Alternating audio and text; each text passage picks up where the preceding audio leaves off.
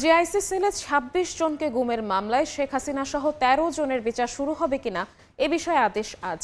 আন্তর্জাতিক অপরাধ ট্রাইব্যুনালে আছেন সহকর্মী আফজাল হোসেন, সরাসরি চলে যাচ্ছি তার কাছে। আফজাল,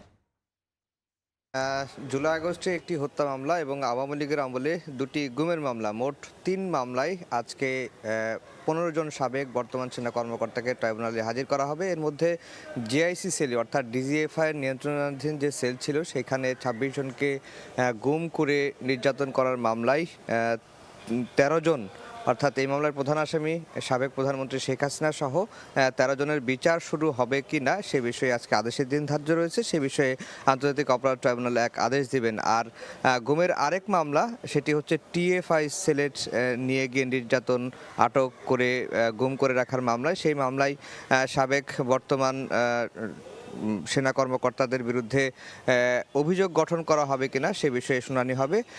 এর আগে আমরা দেখেছি যে এই মামলায় রাষ্ট্রপক্ষ এই সেনা কর্মকর্তাদের বিচার শুরুর আদেশ জানিয়ে, আবেদন জানিয়ে তাদের শুনানি শেষ করেছে। আজকে আসামি পক্ষ থেকে অভিযোগ গঠনের বিপক্ষে, অর্থাৎ অব্যাহতি চেয়ে যে আবেদন তারা করেছেন সেই বিষয়ে তারা শুনানি করবেন।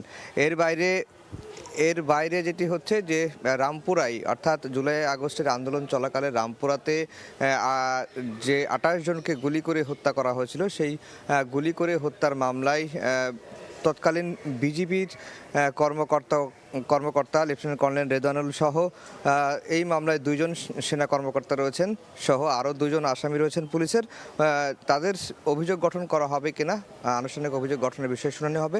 এই মামলাতেও রাষ্ট্রপক্ষ শুনানি শেষ করেছে, আজকে আসামি পক্ষর শুনানি করবে। অর্থাৎ যেটি বলে রাখি যে গুমের একটি মামলায় সাবেক বর্তমান সেনা কর্মকর্তাদের বিরুদ্ধে, অর্থাৎ এই মামলায় মোট ১৩ আসামির বিরুদ্ধে শেখ হাসিনা সহ তাদের বিচার শুরু হবে কিনা সে বিষয়ে আজকে আদেশ দেবেন আন্তর্জাতিক অপরাধ ট্রাইব্যুনাল। তো এই ছিল ট্রাইব্যুনাল থেকে আমার কাছে সবশেষ খবর।